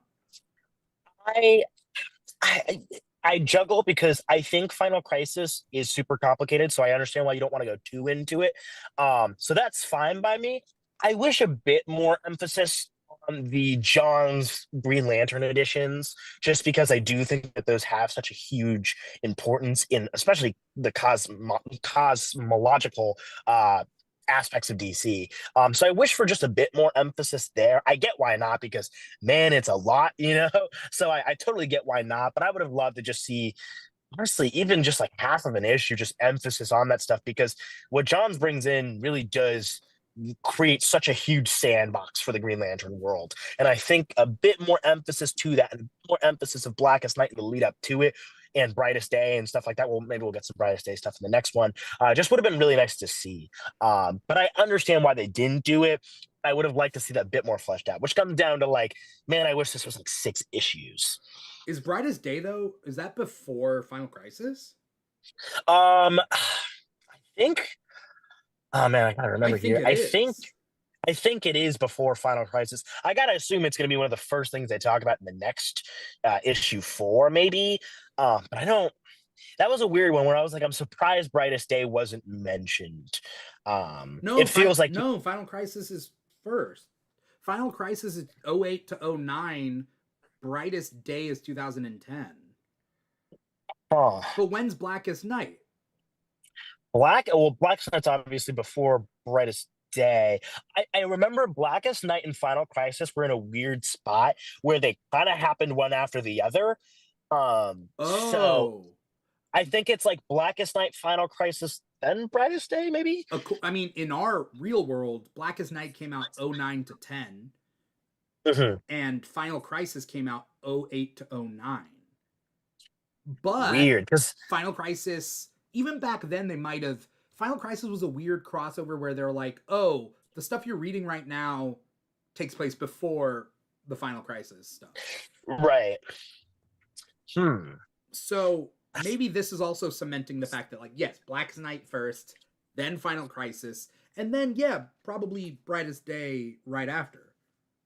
That's what I got to think, because as I was just hearing people talk about it, I did see a lot of people mention being like, yeah, it was kind of muddy at the time and even in Final Crisis, there's not much connection to talk about Blackest Night, so it's not even like you had anything really to go off of to give them a certain timeline. So maybe, like you said, this is the establishing of, all right, Blackest Night, then Final Crisis. Then we go to Brightest Day, which even thematically works. You know what I mean? Like Blackest Night is this big let up to thing, and Final Crisis is the huge monumental thing, and then Brightest Day is this sort of like weird rebirth, White Lantern life coming back type deal. So even like a thematic narrative level, it makes sense to structure it that way. I think that's the way most people, like, I wouldn't say headcanoned it, but thought of it in their head in I'm terms of timeline. I'm gonna take it back. Wade is writing things really weirdly here.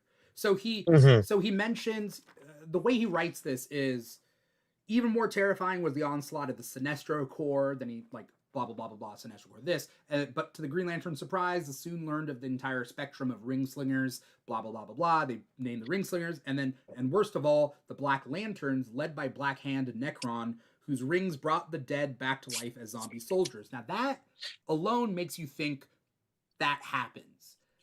But Yeah. then it says their plans for our universe would be one of our grimmest moments. Then it cuts to, but Darkseid struck first, at long last achieving Hmm. his ultimate goal, which makes me think, although in this book it's putting Blackest Night before it, I think it's just saying that they introduced the Black Lantern, that they introduced Black Hand and Necron, but wait, before their plans come to fruition, Darkseid strikes first, does Final Crisis, then we get Blackest Night. And that's such a weird way to go about that for Wade. That's interesting. Isn't that weird? And Worded weird though, because yeah, I did I remember I did see somebody say that I guess Wade said this somewhere, but I could be wrong. But someone had said that the stuff in the very back where we're seeing all the specific issues yeah. is more concrete than the illustrations, just because I guess Wade wanted to go more specifically off of theme and everything else. So it's like they're all accurate, but the most accurate is stuff in the back. If the stuff in So the I back wonder. is the case, they literally just mention the all the different lantern spectrum stuff, and then they say and the Black Lanterns of Death, but it stops at Green Lantern. It says Green Lantern 25 to 28, and they don't bring up Blackest Night in the footnotes.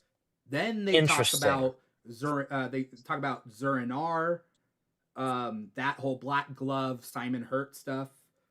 for Yeah. Batman. Then they bring up Libra in Final Crisis. Then they bring up Super Young Team debuts in Final Crisis #2, which was that the Japanese team. Then they say Mandrak the Dark Monitor debuts in Final Crisis Superman Beyond, and then Kid Flash 2 and Superboy 2 return to life, and that's literally where it ends. So that feels a bit more concrete, I guess, because yeah, I mean, even I'm even just thinking off of just like Batman's entire like storyline during this time. And it's like having it be that Blackest Night goes, and then it's all the Zernar stuff, and then it's Final Crisis. That fits the best in the way I'm thinking of it in my head. And if Yeah. that's the way he's putting it here, I gotta think that's the official like timeline of those events. That it goes Blackest Night, Final Crisis, No, and not then I Blackest Night. assume, or sorry, yeah, sorry, the introduction of all the Yeah. lanterns, and then it goes Final Crisis, and then Blackest Night, I No. guess Well, is don't forget Batman R.I.P. Because Batman right, R.I.P. is not technically the death of Batman that happens in Final Crisis, but it happens roughly right. around the same time. So Batman R.I.P. It's showing the emotional spectrum of the lanterns and whatnot. Then Batman R.I.P. Then Final Crisis. Then Hmm. Legion of Three Worlds. That Final Crisis tie-in, which wasn't really a Final Crisis tie-in. Like it was just a Yeah, Legion story that brought back 2 dead characters, which I love because right. I love those characters. I'm thinking as we talk into what we think is going to happen in issue 4, the order of events have to be Battle for the Cowl / Return of Bruce Wayne, Hmm. then Blackest Night, It's gotta be, then Brightest yeah, Day. Because I was thinking to myself, yeah, Brightest Day takes place right after Blackest Night. Like that's the whole yeah, point, right? Then yeah. Brightest Day, then Flashpoint. That's got to be it. So I guess this is a way to establish that Blackest Night happens after Final Crisis. It happens after that, which is an interesting. I guess it's not necessarily like a big change, but it's a clarification, which is interesting. It's very interesting. Yeah. I'm gonna really have to sit on that to think about that because that's a very interesting change. Not a bad one. It's just a very interesting one. Wait, Huh. what happens to Bruce Wayne during Dick Grayson being Batman? I think, if I'm not wrong, it's been a while since I've read the Dick Grayson stuff. I think it's that is that when he's gone? When he's I think when Maybe. he's out. I think so because that's all the stuff of the Batman legacy spreading, right? That's Battle of Cowl stuff.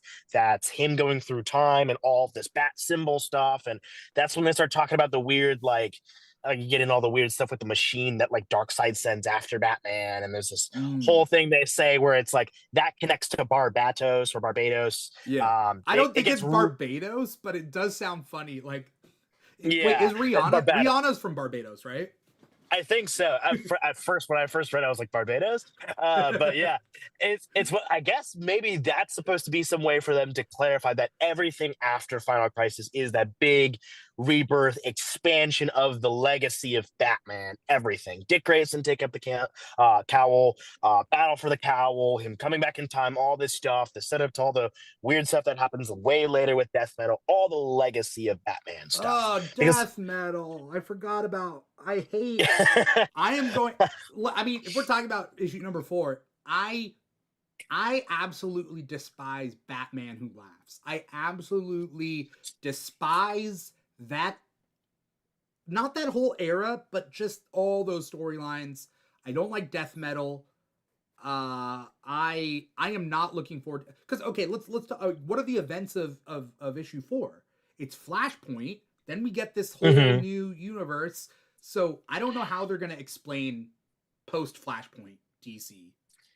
That's the thing. When it comes to death metal, I I enjoy it, and there are aspects I don't enjoy.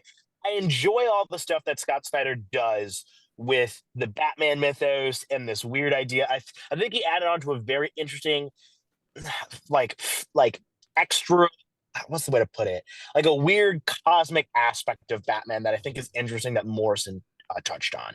It's a very interesting way of going about Batman, and I like it a lot. The Batman Who Laughs is one of those characters where it's like have to enjoy you in a way where it is you are so ridiculous that that's the interest, not that you're like this guy that can beat anybody. It has to be in my head that this is a dumb, ridiculous character. This is a character that is so utterly ridiculous that it's like, why is this guy having an answer to everything? What are these ridiculous things that are happening? Like, I have to think of it in my head in that way in order to enjoy him as a character. I don't know how Wade's gonna do it because Wade also doesn't seem like the type of guy who likes Batman who laughs. Yeah, yeah, It's not definitely not. Wade's thing. So I'm very curious on how he's gonna do that. But now that I'm thinking about like all the damn things, are they just gonna is issue 4 just gonna brush through a lot of stuff because it was recent history? It's got to be the case to me because the most emphasis you'll probably put on is Flashpoint, the Rebirth stuff, New 52. Doomsday Clock? You think they're gonna touch that? I, I saw somebody say that maybe they'll do it in a way where they vaguely do it, sort of hands type thing, like they did with like, like there's the source and the hands. Maybe they'll treat Dr. Manhattan's involvement as vaguely as that, so that they can emphasize that Doomsday Clock and Dr. Manhattan is related, but they don't have to go into it. So maybe that's what they do. I would like that they do that instead of spending too much time on that because you are going to have to juggle so many things right now that I'm like, how are you going to include the entirety of Doomsday Clock? So I lean towards that. I lean towards maybe just, the Perpetua type hands type deal and just talk about Manhattan in that way because, man, it's a lot. You know, It's a lot of stuff. you know how many cosmic entities and events are in those last like 15 years? Is So many. Pandora like again, how are they going to do post Flashpoint DC that is not the new 52? Because essentially that's what they have to do is Yeah. what is their normal. They did Flashpoint, they came back from Flashpoint, they continue on with their lives. They have to do Wally West disappearing.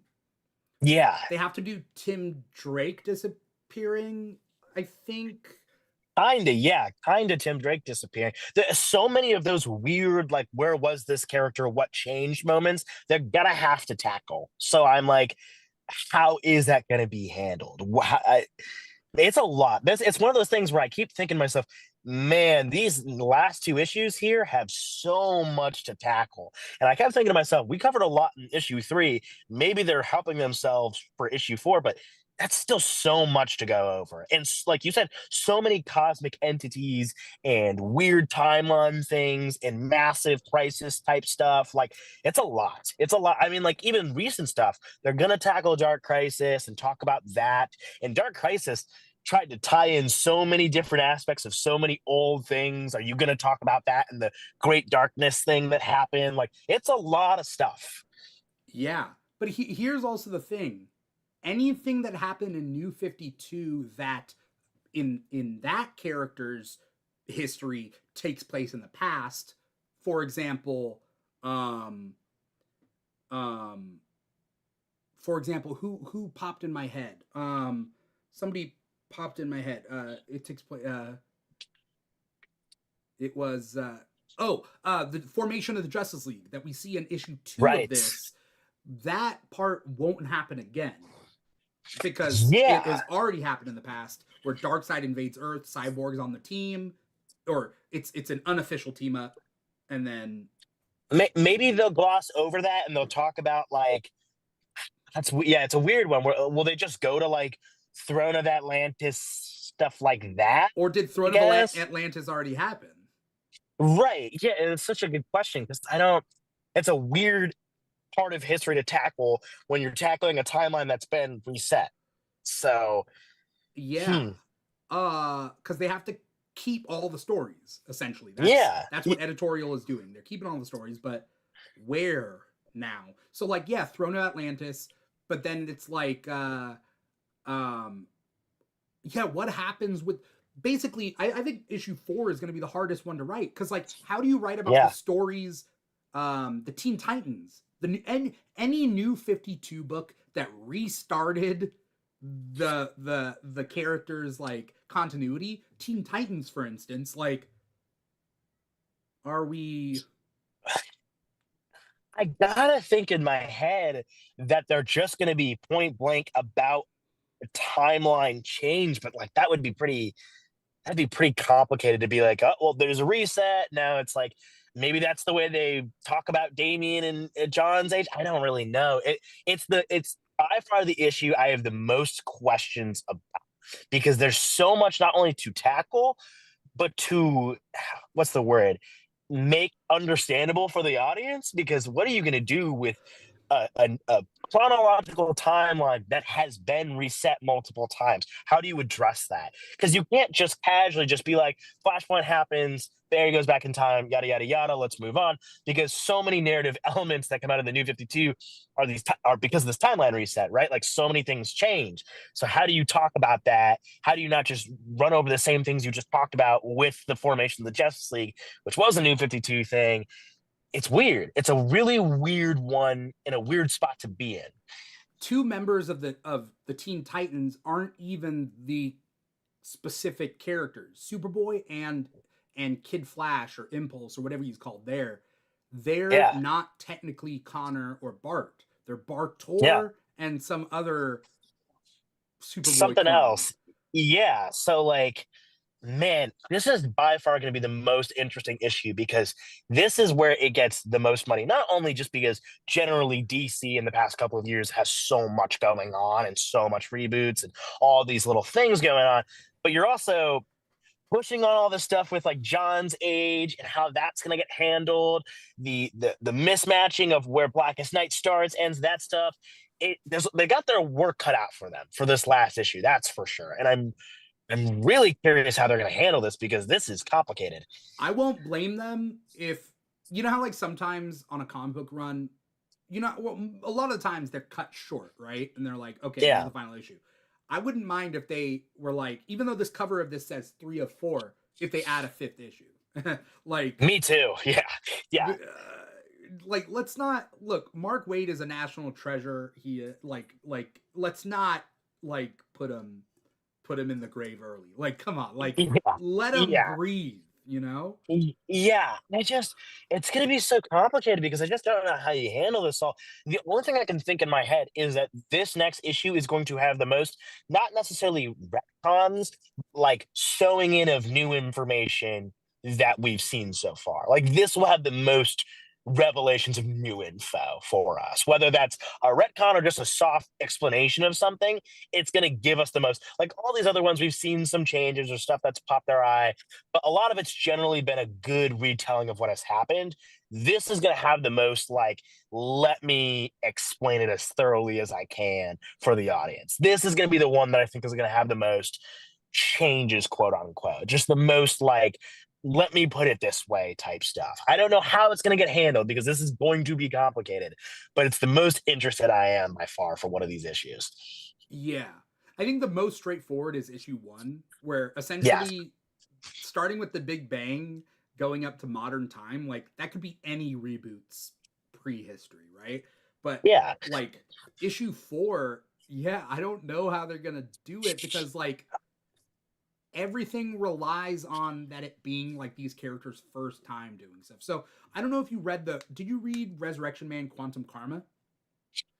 But everyone's telling me to read it though. It's a good heady sort of read, right?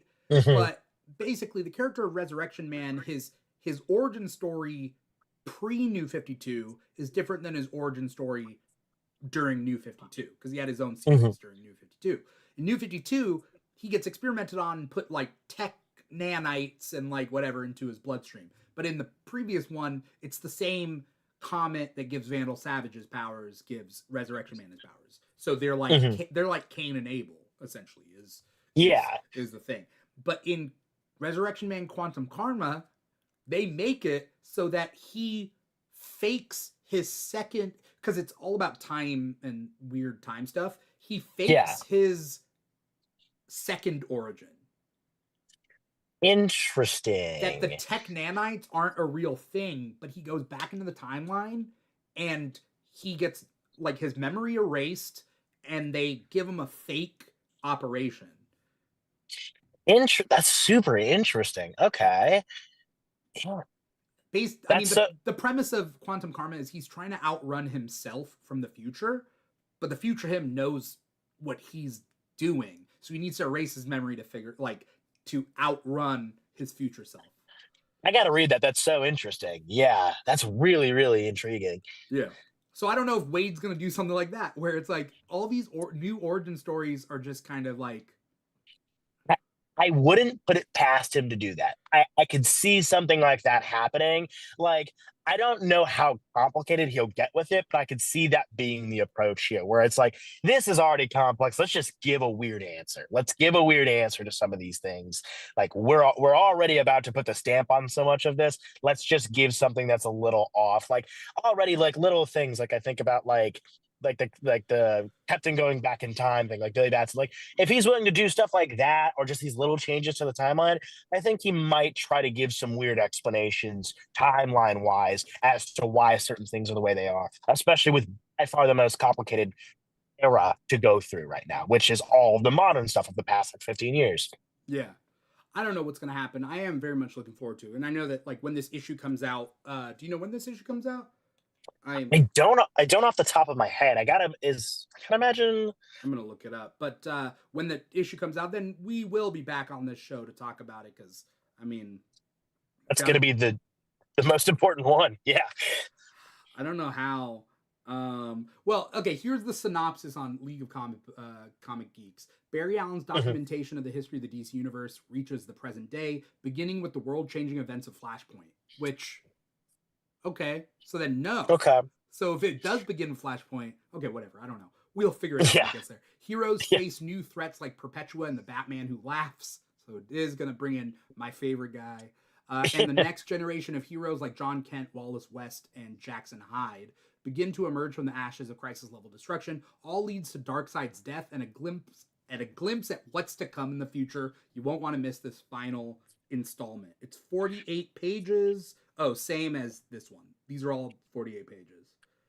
Interesting. That's so interesting to me because, like you said, we start with Flashpoint, which we'll see what that looks like. Because once we have this final piece, I'll be able to think about how they addressed Blackest Night, Brightest Day, all that kind of stuff. Yeah. But that's interesting, and more importantly, a pretty big emphasis on Rebirth specifically. It sounds like they talk about Wallace West, Jackson Hyde, all that. Yeah. So interesting. I wonder. It sounds like that's going to be the not necessarily like primary focus, but where we'll see the most detailed info in the timeline for all this stuff. Like we're gonna hear the most about Rebirth, which maybe that's how they'll explain a lot of this weird New 52 stuff. That's the way they'll go about this. I don't know what they're gonna do. I mean, we can come up with our theories, but oh, when does it come out? It comes out October 22nd, so it comes out in like 3 weeks. So Okay, there we go. we got that to look forward to. I'm really happy with this series, and for better or for worse, like I think Mark Wade. I don't think Mark Wade's gonna hit 100, right? Like he's not getting 100%, but like if he's making he's going to be in the like 90% success rate, like between 90 and 100, right? Yeah. Yeah. For me, it's always been about like hit it as hard as you can. And more than anything, stay keeping it like summarized, right? Don't feel the need to hyper focus too hard on certain things. Um, but more than anything, create sandboxes for other writers to play in and for readers and fans to not necessarily head canon, but think about themselves. You don't have to hit every single thing, but leave enough where we're like, oh, he kind of gives like a general foundation for that era or that timeline. You can generally say that this probably happened and this probably happened, right? And I think Wade's done that really well here. So I wonder how that's going to ultimately end up with this final issue. But if you're talking about what's being asked of him and this big job, he's done very well. I've been very happy with it so far because it is a difficult job to do. And like I said, I don't think anything that isn't included means it's not canon or it's ignored, right? There's enough context clues that I think that Wade leaves for there to be, like I said, those open sandboxes or for us to assume what could be there. So I really like what we've gotten. I think like it's a hard thing to do, and I think he's done a good job. Yeah, I think he might. I think keeping things vague is for sure helping other writers, but also let's skip it and move on. Like Yeah, yeah. I wouldn't doubt if they bring up the Teen Titans and then you go Tim Drake restarts the Teen Titans with Cassie with Tim Drake restarts the Teen Titans with old friends and new imposters, and like he just like that's it. Yeah, Okay. leave it at that. Move on to the next, right? If you've got some weird theory about why, put it down below. But this is what we're saying. Right. Right. So, chances are, I think no matter what, like, I'll just be happy to get this fourth. And I know that a lot of people that I talk to are just waiting for the trade to come out for this that compiles all four. So I know I'm going to buy it. And it would be Definitely. cool if the trade has more footnotes. Like, don't give more work to the artist, but like, if you gave me more footnotes in a trade, I wouldn't be angry, you know? I'd love that. I think that's the best way to keep things feeling the most clear is if you're going to do a trade, just include all the information you wanted to originally right there. I mean, like you have the moment right there. It's all just the writing of it anyways. You're not putting, like you said, all this strain on the artist. Just Yeah. go for it. Yeah. Yeah. Thank you, Jack, so much for coming on this show and talking. I mean, this show is literally a deep dive of DC and all that, and really, your name's like top of the list for someone who can manage all this. So thanks for coming on, man. Before we get going though, where can people find you? What do you got coming up? Anything you want to plug? Yeah, absolutely. You guys can find me at the Film Field. I'm on TikTok. I'm on YouTube. I've got some YouTube videos coming up very, very soon. Look forward to that stuff. And yeah, you can absolutely find me on TikTok, especially. That's where I post the most consistent. Awesome. Awesome. Um, if anyone wants to find me personally, you can find me at This Is Dimithri on Instagram. But if you're looking for the Keeg and all the different shows that we do for the Keeg, this is the Keeg Talks. Again, normally it's movies and TV, but we also talk about like events and different things, like this comic series. If you're into comics, we do a show called Comic Talk. It's every Thursday, 5 p.m. Pacific, 8 p.m. Eastern on youtube.com/The Keeg Show or podcast, and we go over all the new comics that came out on that given week. So that is a weekly show. All other shows from the Keeg are, as to be announced, right? We got some developments coming on the way, so definitely stay tuned for all that. But you could find the Keeg on social media at the Keeg Show on TikTok and Instagram. Those are our two biggest ones. We're also on like Blue Sky and Threads and all that. At the Keeg Show / the Keeg Show, wherever you can find the Keeg, we are at, including our Patreon that we will be building up soon. We got some cool ideas that came up recently. Patreon.com / the Keeg Show.